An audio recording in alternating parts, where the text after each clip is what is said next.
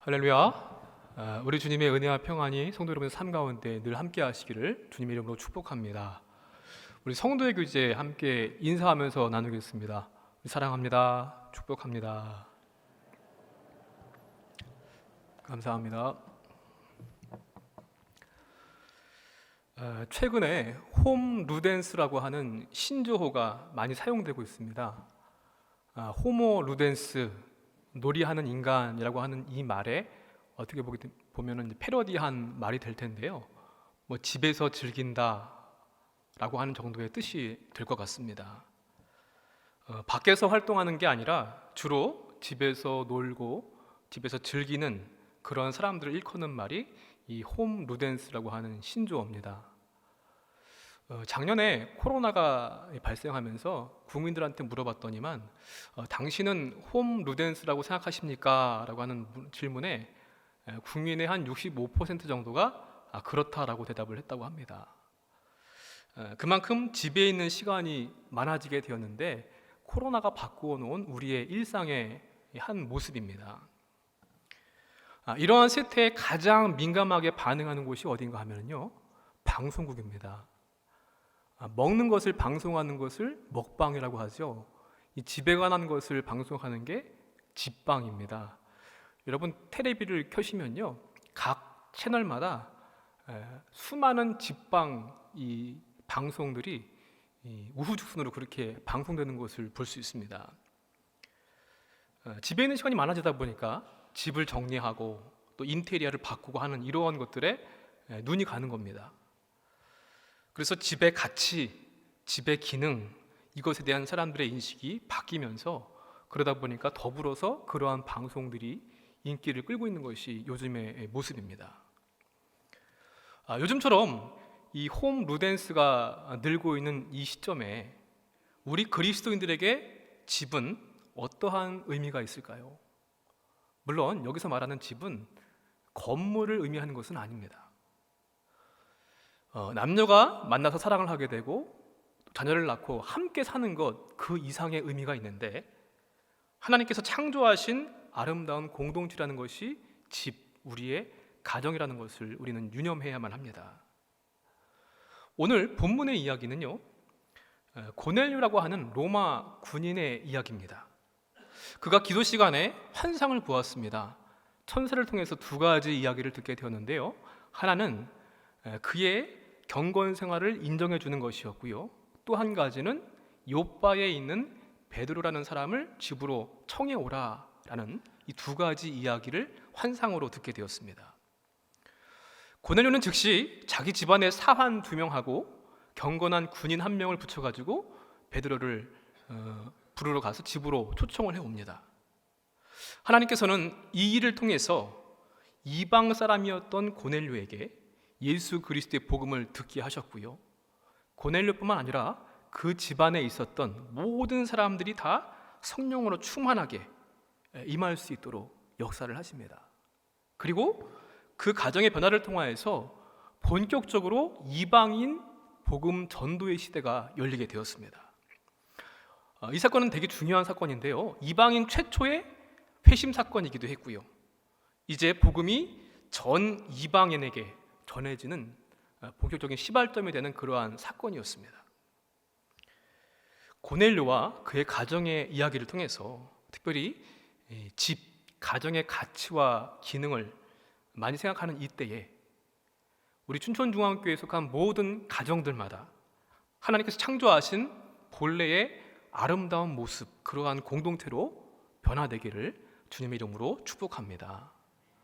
이 고넬료의 가정을 통해서 먼저 우리가 도전받아야 될 믿음의 교훈은요, 하나님을 경외하는 가정이 되자라는 것입니다. 고넬료가 어떤 사람이었을까요? 우리 1절과 2절의 말씀을 다시 한번 우리 함께 말씀을 읽어보겠습니다. 가이사랴에 고넬료라 하는 사람이 있으니 이달리아 부데라 하는 군대의 백부장이라. 그가 경건하여 온 집안과 더불어 하나님을 경외하며 백성을 많이 구제하고 하나님께 항상 기도하더니. 아멘. 가이사랴라고 하는 도시가 있습니다. 그런데 성경에 나오는 또 다른 도시가 있는데 저 북쪽에 헬몬산 밑에 있는 가이사랴 빌립보, 주는 그리스도시요 살아계신 하나님의 아들이십니다 라고 베드로가 고백했던 그 도시 말고요, 지중해 쪽에 있는 가이사랴라고 하는 도시가 있습니다. 여기는 헤롯이 세계 최초로 만든 인공 항구, 그런 도시였습니다. 로마에서 직접 파견한 유대 총독들이 머무는 곳이었고요, 그러다 보니까 이 총독 관절을 수비하기 위해서 로마의 군인들이 주둔해 있는 그러한 지역이었습니다. 그리고 이 고넬료는 그 로마 주둔하고 있는 군인의 백부장, 군대 장교였습니다. 이 고넬료 집안을 보게 되면요, 아주 명문가입니다. 당시 로마 공화정 시기에요, 전체 집정관의 30% 정도가 이 고넬료 집안에서 나왔다고 합니다. 그러니까 세도가라고 볼 수 있는 그러한 집안이었습니다. 그리고 이달리아 부대의 백부장이었다라고 하는 것은 군 엘리트였다라는 것을 우리가 알 수 있습니다. 나중에는요, 이 고넬료라고 하는 이름을 역사 이후에 갖다 쓴 사람들이 많았습니다. 코르넬리우스라고 하는 이름으로 불리기도 하고요, 영어권에서는 코넬리 이렇게 부릅니다. 그래서 여러분 유명한 배우 아시는 분 가운데 숀 코넬이라는 사람도 바로 이 이름을 가지고 있습니다. 초대 교회의 법정집이었던 사도 헌장을 보게 되면은 훗날 이 고넬료는 삭개오의 뒤를 이어서 가이사랴의 주교였다라고 하는 전승이 있습니다. 그리고 또 다른 전승으로는요, 이 고넬료가 세례를 받은 다음에 군대를 제대하고 나서 베드로와 함께 터키의 도시를 선교하러 다녔다라고 하는 그런 전승이 남아 있습니다. 그런 사람이 바로 고넬료였습니다. 그러면 이 고넬료에 대한 제3자의 평가는 어땠는가 보니까요, 그 집안 사환들이 하는 이야기입니다. 그는 의로운 사람이고 하나님을 경외하는 사람이고 모든 유대인들에게 존경을 받는 사람입니다 라고 22절 말씀 보니까 그렇게 평가를 합니다. 또 천사의 말을 보니까요, 4절이에요. 기도와 구제가 하나님께 인정을 받은 사람이 고넬료의 모습이었습니다. 그리고 2절에 그의 가정에 대해서는 또한 이렇게 말합니다. 그가 경건하여 온 집안과 더불어 하나님을 경외하며, 그와 그 가정, 그 집이 경건하고 하나님을 경외했다는 것입니다. 놀랍게도 로마 사람임에도 불구하고 이 고넬료는 하나님을 경외하는 사람이었습니다. 여기서 경외하며라고 하는 말을 보게 되면은 포브메노스라고 하는 헬라어를 쓰고 있는데 두려워한다라는 뜻입니다. 이 말은요, 유대교의 하나님을 믿고 있지만 아직 공식적인 개종 절차를 밟지 않은 사람을 가리킬 때 경건한 사람이었다라고 하는 표현을 씁니다. 복음서를 보시면요, 가버나움의 백부장이 나옵니다. 그도 바로 이와 같은 사람입니다. 주님 오실 필요도 없습니다. 그냥 말씀만 하시면 내 하인이 나을 것입니다 라고 고백했던 그 가버나움의 백부장 역시 예수님을 믿진 않았지만 하나님을 경외하는 그런 사람이었던 것입니다. 아마도 고넬료는요, 자기가 주둔하고 있던 가이사랴에 있는 유대인들로부터 구약 성경을 들었을 것이고 하나님의 이야기를 듣게 되면서 하나님을 알게 되었습니다. 그리고 하나님을 믿은 다음부터는 그의 직업의 특성처럼 충성스럽게 하나님을 믿었던 것입니다. 보통 로마 사람들처럼 단순하게 여러 신들 가운데 한 신으로, 철학사조의 신으로 하나님을 믿은 것이 아닙니다. 항상 기도하며 경건의 삶으로 하나님께 나아갔던 모습, 바로 하나님을 경외하는 사람이었습니다. 경건하여라고 하는 말, 유세베스라는 말인데요, 신앙이 아주 독실하다라는 뜻입니다. 하나님을 단순히 알기만 한 것이 아니라 경건 생활에 힘썼습니다. 시간을 정해놓고 기도했습니다. 회당 예배에도 참석을 했고요. 여러분, 우리가 신앙생활이 오래되었다라고 할지라도 매일 정해진 시간에 기도하는 것 얼마나 어렵습니까? 그만큼 이 고넬료라는 사람은요, 결단하고 결심해서 하나님을 경외하는 그런 사람이었다는 것을 우리가 알 수 있습니다. 하나님을 믿되 독실하게 믿는 것뿐만 아니라 하나님을 두려워하는 마음과 존경하는 마음도 함께 가지고 있었습니다. 온 집안과 더불어서 자신만이 아니라 온 가족과 함께 하나님을 경외했습니다. 즉 고넬료의 가정은요, 경건과 하나님을 경외하는 것으로 하나 되었던 그런 가정이었습니다. 하나님은 이러한 고넬료에게 베드로를 보내주셔서 예수 그리스도에 대해서 그동안 알지 못했던 예수님에 대해서 들을 수 있도록 은혜를 주셨습니다. 그 한 사람이 변화되었고요, 그의 가족, 그 집안에 있던 친척과 친구들 모두가 다 구원받았고 그리스도의 복음이 이방 세계에 전해지게 되는 귀한 사건이 된 것입니다. 코로나가 주는 어려움들이 참 많이 있습니다. 그런데 우리는 범사에 감사하는 사람들이 바로 우리들인데, 이 코로나 상황에서 우리가 감사할 수 있는 것이 무엇이 있을까요? 그동안 가정이나 또 예배, 교회에서 예배 시간, 공간적으로 시간적으로 제한을 참 많이 받았는데요, 그런데 한편으로 생각해 보게 되면은 참 오랜만에 부모 세대와 자녀 세대가 함께 있는 시간들이 많아지면서 예배도 함께 드리게 되었습니다. 자녀들과 함께 하나님에 대한 이야기를 나누기도 하고요, 또 함께 믿음이 무엇인지, 하나님이 어떠한 분이신지, 예수님이 누구신지 서로 이야기하는 시간을 가질 수 있게 되었다는 것입니다. 그동안 신앙교육은 교회 학교에서 하는 것으로 이렇게 그냥 전적으로 맡겨버리고 말았는데, 그것이 아니라는 것을 다시 한번 깨닫는 시간이 되기도 했죠. 부모가, 어른이 신앙을 가르치고 실천하는 것, 바로 코로나가 주는 또 하나의 하나님의 은혜의 조건이 아닌가, 그런 생각을 가져봅니다. 에베소서 6장에 말씀합니다. 부모들은 된 자한테 주시는 말씀이죠. 주의 교훈과 훈계로 양육하라. 또 신명기서의 말씀입니다. 이스라엘아 들으라. 마음을 다하고 뜻을 다하고 힘을 다해서 내 하나님을 사랑하고 내 자녀에게 부지런히 가르치라. 어디에 있든지 말씀을 강론하고. 바로 그동안 우리가 소홀히 여겼던 부모와 자녀, 우리 가정의 경건의 모습을 다시 한번 점검하는 은혜가 되었습니다.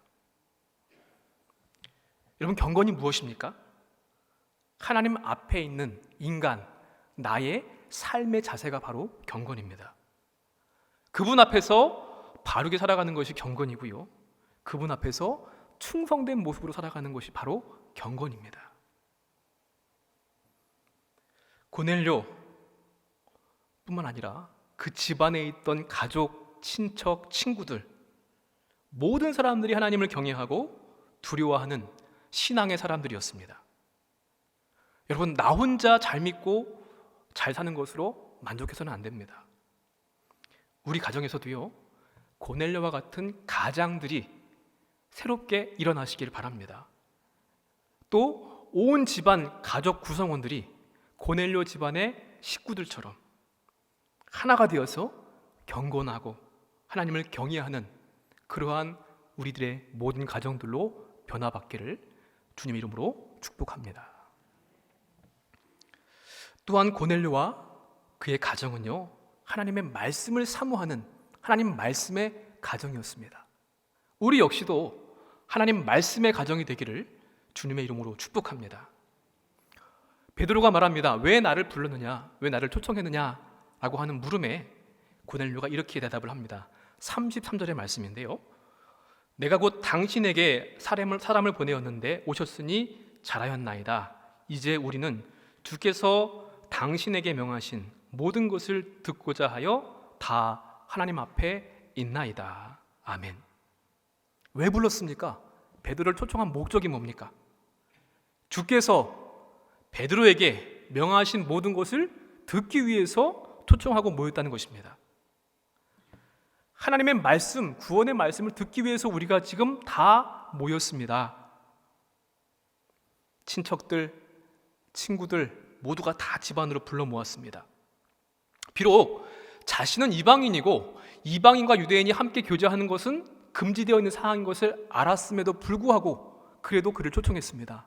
왜냐? 그만큼 하나님의 말씀을 사모했기 때문입니다. 사랑하는 성도 여러분, 하나님은 사모하는 영혼에게 항상 좋은 것을 주신다고 말씀했습니다. 사모하는 영혼에게 만족을 주시며 줄인 영혼에게 좋은 것을 채워주신다고 말씀했습니다. 정말 그 말씀처럼 이 고넬료의 가정에 좋은 것으로 만족할 만한 것을 주셨습니다. 말씀을 듣는 모든 사람들이요 다 성령 임재를 경험합니다. 그리고 성령을 받은 사람들은 세례 또한 받았고요. 그로 말미암아 은혜가 풍성했습니다. 말씀을 사모해서 환상 가운데 베드로를 초청해라 라는 말씀을 들었을 때 즉시 사환들과 군인을 붙여가지고 그 말씀에 순종해서 베드로를 초청했습니다. 그리고 베드로가 올 것을 준비하면서 가족, 친척, 친구들 모두가 다 한 곳에 모여서 우리가 다 하나님 앞에 있나이다 라고 그 말씀을 사모했습니다.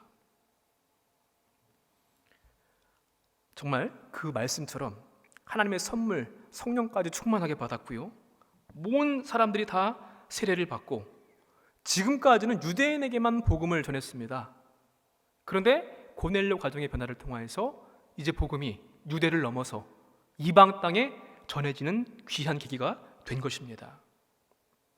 만약에 고넬료 가정이 없었다고 한다면 어쩌면 복음은 아직까지도 유대 안에만 머물러 있을지 모릅니다. 물론 하나님께서는 다르게 역사하셨겠지만 상당 기간 유대인들 사이에서만 믿어지는 그러한 종교로 끝났을지도 모르겠습니다. 여러분, 내 가정이 하나님 말씀으로 인해서 구원을 받고 성령 충만하고 하나님의 구원의 역사에 쓰임받는다고 한다면 그것만큼 영광스럽고 그것만큼 복된 일이 어디에 있겠습니까? 여러분 가정에서 가장 귀한 것이 뭡니까? 가장 소중한 자산이 무엇입니까? 부동산, 돈, 직업, 건강, 필요한 것들이긴 하죠. 그런데 이것이 우리 집 가문, 우리 집안의 보물의 목록에 1, 2, 3이 되어서는 안 됩니다. 하나님 말씀을 사모하고 말씀을 이루는 것이 가장 큰 보물이요 복의 근원임을 믿으시기 바랍니다. 그런데 온 가족이 하나님 말씀을 사모하고 듣는 방법 가운데 가장 좋은 방법이 뭘까요? 가정 예배입니다. 이 코로나를 겪으면서요, 교회 전문가들은요, 가정 예배가 코로나의 어려운 시기에 대안이다 이렇게 진단을 내렸습니다. 가정 예배를 통하여서 부모님들은 나 자신의 신앙을 점검하게 됩니다. 그리고 우리가 가졌던 부모 세대의 이 신앙을 자녀에게 전승할 수 있는 그러한 시간이 됩니다. 하나님의 은혜를 체험하고 임재를 경험하고 그 은혜를 간증하면서 부모와 자녀가 함께 믿음이 성장할 수 있습니다. 또 그동안 외면했던 우리 집안의 문제, 여러 가지 고민거리들을 함께 나눌 수가 있고요, 함께 인지하면서 가족들이 사랑과 말씀으로 하나 될 수 있는 기회가 바로 가정 예배입니다. 또한 그동안 등한히 여겼던 자녀의 신앙 교육, 아주 유용한 시간이고요, 자녀들을 축복하고 격려하고 부모에 대한 효를 나눌 수 있는 귀한 시간이 바로 가정 예배가 되는 것입니다. 처음으로 예배를 시작하려고 하게 되면요, 우리 가족끼리 무슨 쑥스러운 것도 있습니다. 저희 집도 그렇더라고요. 쑥스럽더라고요. 그런데요, 그 쑥스러움을 넘어서 극복하게 되면요, 이전에 체험하지 못한 새로운 은혜와 행복을 경험하게 됩니다. 모 교회에서요, 가정 예배를 이렇게 격려하면서 가정 예배로 사행시를 이 컨테스트를 했습니다. 그 가운데 몇 개를 소개를 해드리려고 합니다. 그림 보여주실까요? 여러분 수고스러우시겠지만 운을 띄워주시면 제가 사행시를 답을 한번 해보겠습니다. 자, 시작. 가정 예배 드릴 시간이에요. 정말 다 모였나요? 예수님을 만날 시간이에요. 배에 힘을 주고 찬송가를 높이 불러요. 한 번만 더 할게요. 자, 시작. 가가호호 정성모아 예수님만 배우자. 제가 먼저 해버렸죠. 죄송합니다. 여러분, 이 안에 담겨 있는 것이 주는 의미와 메시지를 잘 기억해 보시기 바랍니다. 우리 교회에서도요, 여러분 보신 분들은 아시겠지만 로비에 매주마다 가정 예배를 드릴 수 있도록 이렇게 안내 문이 있습니다. 우리가 무엇보다 이 어려운 시대에 말씀을 사모하는 하나님 말씀의 가정들이 되시기 바랍니다. 오늘 고넬료가 이렇게 고백합니다. 우리가 다 하나님 앞에 있습니다. 고넬료의 가정은 베드로를 하나님 말씀의 대언자로 보았고요. 지금 내가 하나님 말씀 앞에 있다라는 마음을 가지고 온 가족을 다 불러 모았습니다. 우리 가정이 얼마나 하나님을 사랑하고 하나님의 말씀을 사모하는지 한번 점검해 보시기 바랍니다.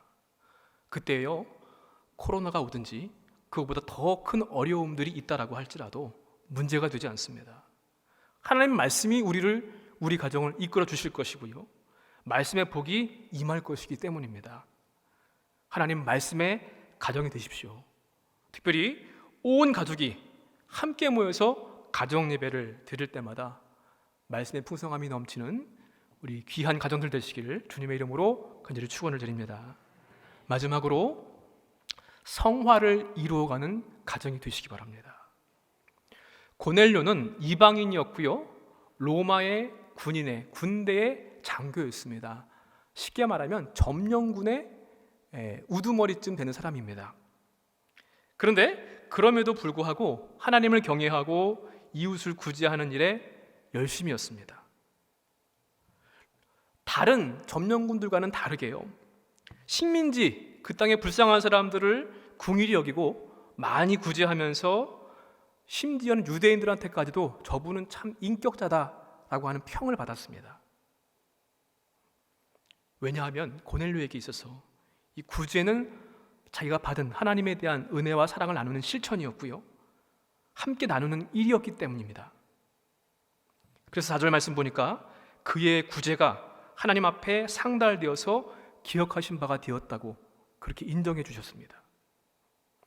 그는 또한 항상 기도하는 신앙인이었습니다.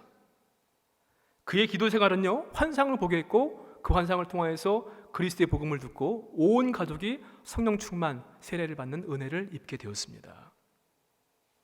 그리고 고넬료의 모든 믿음의 삶은 가족 중심이었습니다. 자기 혼자만 아니었습니다.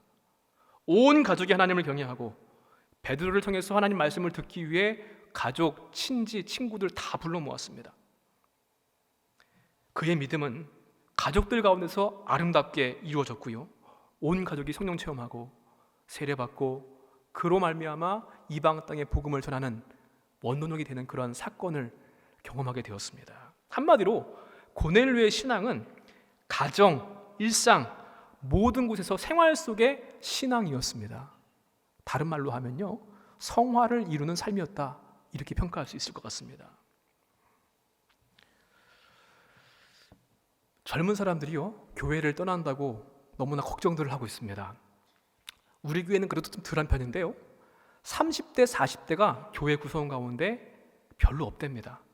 이 30대, 40대가 없다는 것은 그 30대, 40대의 자녀들인 어린이들, 청년들도 없다는 얘기입니다. 그리고요, 학생들이 대학교에 가게 되면 대부분 다 상당수가 교회를 등진다는 것입니다. 왜 교회를 떠나느냐? 이유를 물어보니까요, 여러 가지 이유들이 있습니다. 학업에 방해가 된다는 거예요. 교회와 예배에 대해서 그렇게 그다지 필요성을 못 느낀답니다. 그리고 눈에 띄는 이유가 있는데 바로 이겁니다. 본이 되지 못하는 어른들, 부모님, 교회 때문이라는 겁니다. 기독교에 대한 비판적인 시선도 있고요. 미국의 청소년 잡지인 티네이저스라고 하는 그런 잡지에서요, 미국 청소년들이 교회를 떠나는 이유를 조사를 했습니다. 물론 우리와 문화 정서가 다르기 때문에 조금 차이는 있을지 모르겠지만, 근데 눈여겨봐야 될 그 이유가 있습니다. 부모님 때문에 교회를 떠난다는 것인데 부모님이 어떠한 모습 때문에 교회 가기 싫으냐? 제가 한번 그 리스트를 한번 불러드릴게요. 주일에 여행을 떠나는 부모, 예배 시간에 몇 번씩 시계를 보는 부모, 자녀 앞에서 교회와 목회자의 흉을 보는 부모, 헌금 생활 제대로 하지 않는 부모, 교회를 자주 옮겨 다니는 부모, 예배 시간에 지각하는 부모, 불규칙적으로 기도하는 부모, 교회에서 봉사하지 않는 부모, 자녀들이 교회에 오래 있지 못하게 하는 부모, 공부해야지, 대학 가서 열심히 섬기면 되지, 이런 이야기가 되겠죠. 말만 앞세우는 부모, 이것들 때문에 청년들이 되어서 교회를 떠난다는 것입니다. 겉으로 보기에는 믿음이 좋은 다 목사님, 장로님, 권사님, 집사님들이신데 성화가 안 되는 부모님 때문에, 어른 때문에, 교회 때문에 다음 세대들이 교회를 떠나가고 있다는 것입니다. 아니면 교회를 그냥 습관적으로 지키고는 있지만 그냥 부모 세대가 가지고 있었던 그릇된 성공주의, 욕망, 이것을 가지고서 교회를 지키고 있다는 거예요. 그런데 하나님을 사랑했던 오늘 본문의 고넬료는요, 또 그의 가정은 늘 기도로 하나님과 교제하기를 힘썼습니다. 하나님 말씀을 사모했습니다. 그리고 어려운 이웃과 소외된 사람들한테 그 사랑을 베풀고 나누었습니다. 어쩌다 한번 그냥 선한 의도를 가지고 한 번 한 것이 아니라 매일 일상이 그랬다는 것입니다. 고넬료의 믿음은요, 주님과 사람들이 인정하는 그러한 믿음이었습니다. 신앙생활에 본을 보이지 못하는, 성화되지 못한 가족들이, 우리들이 가족들한테, 이웃들한테 우리들의 그런 모습으로 인해서 신앙생활을 거절하는 예가 얼마든지 있을 수 있습니다. 나의 잘못된 신앙 때문에 그들이 곁길로 가지는 않았는지 돌이켜봐야만 합니다. 하나님을 경외하는 사람은요, 말씀의 사람은요, 삶의 현장에서 그 영향력이 나타날 수밖에 없습니다.